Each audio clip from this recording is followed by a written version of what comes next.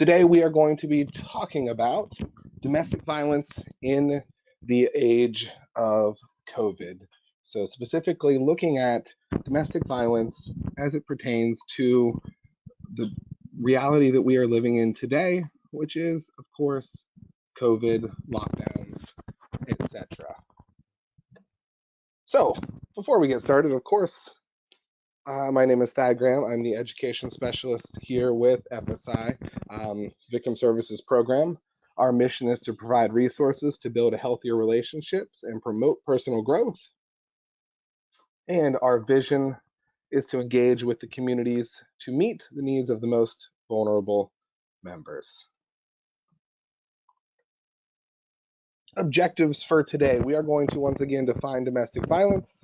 We are going to discuss how the COVID-19 pandemic is affecting DV survivors and discuss how our local SA and DV centers are trying to combat this dual pandemic. So before we get started, we are of course going to once again define what is domestic violence.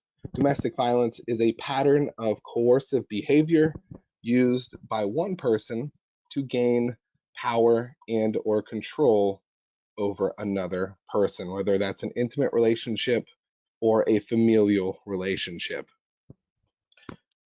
You're going to see many terms used interchangeably to describe and discuss domestic violence. It may be also referred as abuse, domestic violence, battery, intimate partner violence or IPV, or family, spousal relationship, or dating violence. And of course, according to the CDC, 1 in 4 women and 1 in 7 men have experienced physical abuse from an abusive intimate partner.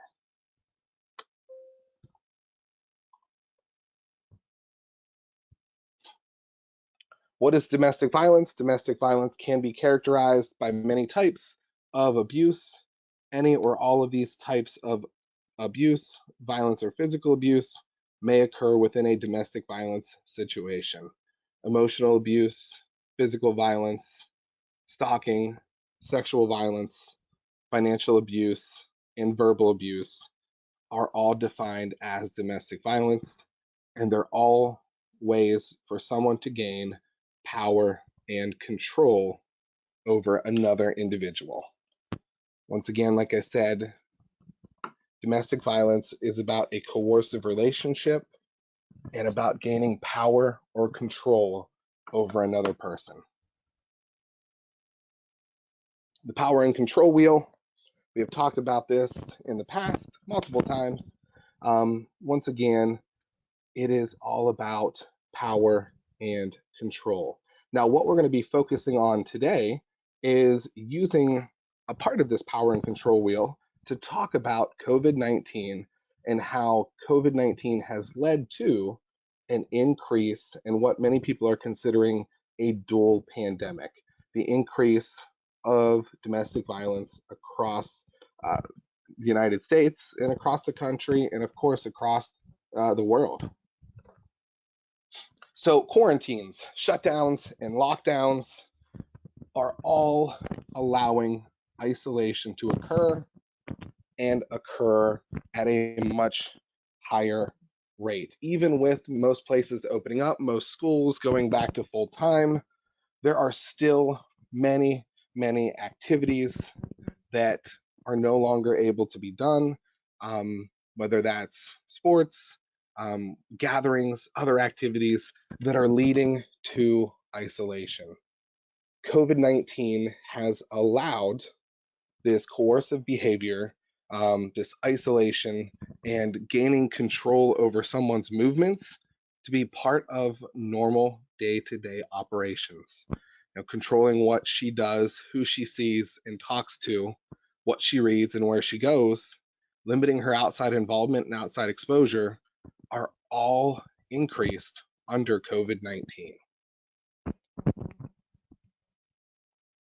So globally, since February of this year, when lockdowns went into place across the world, DV cases across the world have increased. So at the epicenter in China's Hubei province, February 2020, the number of cases of domestic violence has tripled since last year. So DV cases in February of 2020 tripled over the number of DV cases in February of 2019. Taking a snapshot across different countries, DV reports in France have increased 30% since their lockdowns were implemented in March. DV calls in Argentina have increased 25% since their lockdowns occurred in March. DV helpline calls increased 30% in Cyprus, and DV helpline calls increased 33% in Singapore. Like I said, this is not just a Blair County epidemic. This is not just an epidemic in the United States. COVID-19 has truthfully made this a second pandemic where we have a dual pandemic of both domestic violence and COVID-19. Domestically across the United States, we've had some weird numbers. They have varied across the United States. Some states and areas have shown a dramatic increase in domestic violence helpline calls. Other states have shown dramatic decreases in helpline calls. We're going to talk about those here in a little bit, but just understand that the numbers across the states are varying greatly, but what we know is the abuse is still happening. Even in these states that are showing a dramatic decrease in helpline calls, the abuse is happening, and it's happening more than it did before. So taking a snapshot from different areas across the United States, we see that on average, we have a 20 to 30% increase in domestic violence across the United States. Jefferson, Alabama, they're showing over a 25% increase in domestic violence calls by police and calls by or to the DV helplines in those areas. Portland, Oregon is a little over 20%, around 22, 23% since COVID-19. San Antonio, Texas is around 18%, and New York City is showing a 10% increase in calls or responses by police and by DV helpline calls. All across the United States, DV helpline calls and calls by police to domestic incidents are increasing.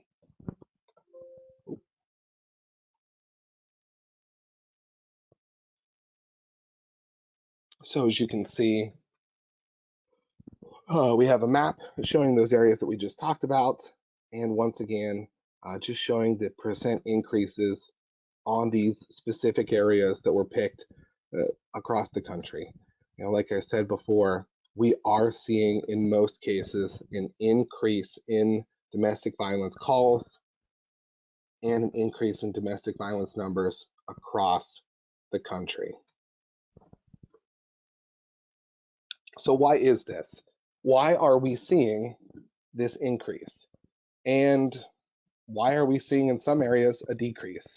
So number one, we are also seeing a number of murder-suicides, or the number of murder-suicides increasing since this time last year. So what we're talking about is a male partner who is murdering a female partner and then committing suicide. The number of murder-suicides across the United States have increased since this time last year. So even if in areas where these numbers are going down, the abuse is still happening, and the abuse is not being reported. These victims, these survivors, are stuck at home with most likely no way to contact or to seek help until that violence has increased to the point where they're fearing for their lives and sometimes they're being killed.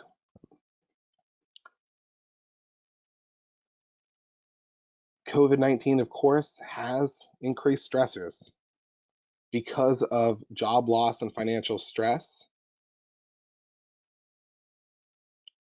these individuals, these abusers, have an increased stressor and are more likely to lash out and to lash out in a violent manner. Once again, most people are isolated. They are not going anywhere. Even if they are allowed to go places, they're allowed to go out, they're allowed to go to the store. The amount of access to other individuals has decreased greatly since this time last year. Other increased stressors would be alcohol and drug abuse. There is a correlation that increased stressors like job loss, financial stresses from COVID-19 and the lockdowns have increased the amount of drug and alcohol abuse, which also has increased the amount of, or the severity, or the likelihood of that DV becoming more dangerous for that victim, for that survivor. Feeling cramped or stuck together. Mental health in a time of lockdown and in COVID-19 has created major stressors. I know myself being locked for 3 months with my 3 wonderful kids. It has definitely, it's had its stressful times. Imagine someone who has lost their job, who has started drinking, who was already in an abusive relationship, and now is feeling cramped and stuck together. That is going to increase the stressors and increase the probability of that DV situation escalating into physical violence and physical violence that could lead to severe injury or death. PTSD, especially when it comes to veterans, this stressful time has shown to actually increase PTSD and PTSD outbursts in survivors and veterans, as well as lack of activities. Like I said before, even though we are getting back out into the community and most people are returning to work, returning to this new normal, there are still a lot of activities that have been canceled, postponed, minimized, rescheduled, and it is not the normal life that we are used to. This has given an increased stressor and made increased stressors across people's lives. Once again, we mix that with a DV relationship that was already abusive, and it's only going to increase the amount of abuse and severity of abuse that is faced. We're also seeing COVID-19 being used as a weapon, to where it is used that, let's say, a spouse is sick, they're coughing, they're possibly exposed to COVID-19, to where the abuser is actually using that as a weapon to remove them from the house, or as a way to say, if you get sick, you are going to live on the street, you are getting kicked out, you can't go outside, you have to stay in here, you have to stay isolated. If you get COVID, you have nowhere to live. You are not going to be around your children, you're going to live in the car. There have been multiple cases of survivors saying that their abuser was using COVID and the possibility of catching COVID as a way to further isolate and abuse them, and saying that if they got it, they would be further isolated and abused, physically beaten, or worse. Also, using the possibility of forcing them to try and catch COVID-19 as a way of abuse.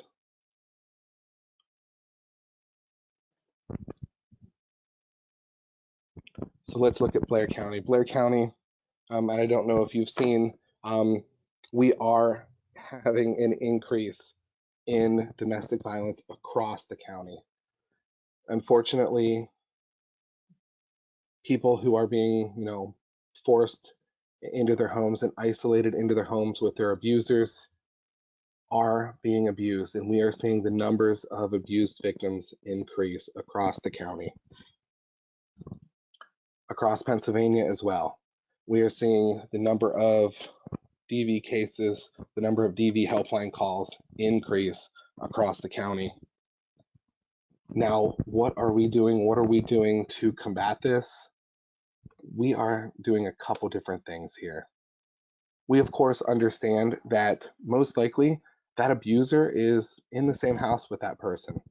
And if they're having financial problems or job loss, they may not be going to work every day. They may not be leaving the house. They may not have the opportunity to get a loan and call our helpline. That's one of the reasons we want to continue to promote our texting option. It's the same number as our helpline, 814-944-3585. It allows victims to confidentially access the help they need and talk to an advocate without having to make that phone call. They don't have to get a loan and get into a room where they can't be heard. They don't have to wait for their abuser to go to work or to start back to work. They can text and start to get the help they need immediately. Also, we're running a We Are Still Here campaign. So we have a marketing and advertising campaign around Blair County to remind the public that we are still here to help, that even during times of lockdown, that even during times of instability and times like today's under this new norm, that we, Family Services and the Victim Services Program, is still here to help. We have flyers at local businesses. If you see in the middle there, is one of our flyers at Green Bean in the drive-through window. Just a little thing there that hopefully reminds people, if you're unsafe at home, we are here. You can text us, you can call us, you can shoot us an email. However you need to get a hold of us, we are still here. We also are working on and have conducted interviews with the media. We are currently working on a billboard campaign as well as a commercial to remind everybody that we're still here. We are here to help, and it doesn't matter what time of day, with COVID, without COVID, no matter what's going on, we are here to help survivors and victims get the assistance that they need. Of course, our contact information. And I do believe that will take us to 12:30. Thank you very much for attending. If you have any questions, feel free to pop them in the question section or the chat. I will hang out for a few minutes. We are going to be continuing these webinars after Domestic Violence Awareness Month, and we will be expanding our offerings. We are going to be bringing in our attorney from the CPO office to talk about litigation abuse, as well as what they do. I will send out an email letting you all know about those upcoming webinars in the near future. Also, don't forget, Thursday, that is tomorrow, is our Purple Thursday. Please, please, please wear purple, take a picture, and send it to our Facebook, tag it to us in our Facebook, and support survivors here to end Domestic Violence Awareness Month. Thank you all for your time. Of course, my resources are there for you if you would like, and my contact information. Like I said, I'll hang out for a few minutes in the chat or as long as you need me. Thank you again. Everyone have an amazing day.